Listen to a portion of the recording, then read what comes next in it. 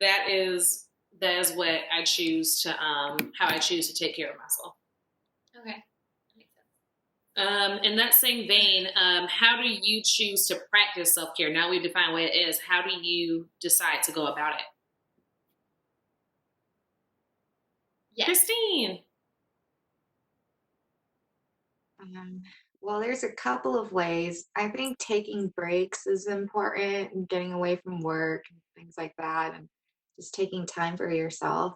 I know for me, and Jessica knows this because she hustles with me almost every day, is that we always make sure to work out in the evenings and just take time for ourselves. So I think that's something that I practice. And then I've done a lot of yoga in the past too, and that's always helped not only physically but also mentally as well.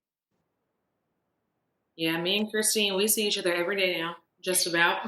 We have our little workout group chat. We call it Summer Bod Goals. And we all take time to get on there and, like, you know, if we don't do anything else that day, because she and I typically go back to work as soon as we hang up, we go back to doing more stuff. But if we don't do anything else that day, we make sure that we take care of ourselves for that hour or so.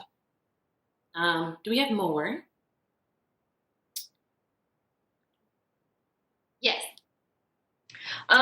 I think that something that I've discovered, especially with having worked multiple jobs, is definitely setting those boundaries, but also taking time to invest in things you truly care about can be just as important in that aspect of self-care. Like, me choosing to paint regularly is just as beneficial for me emotionally as it is to just sometimes sit and veg out and get away from that extreme focus that it takes to maintain other aspects of my life. So I think that just preserving like a space or an activity that's just yours, that helps your mental sanity and physical space, is super important. It's interesting that you say that too, because a lot of times, particularly like right now as millennials, we're all working jobs that we really have no interest in for the most part. And we're just doing that so that we can pay our bills, so that we can do the things that we're actually interested in and want to do for our lives later on, right?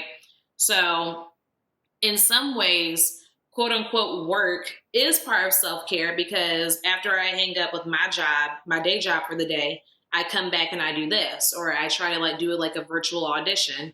And that's taking care of myself, because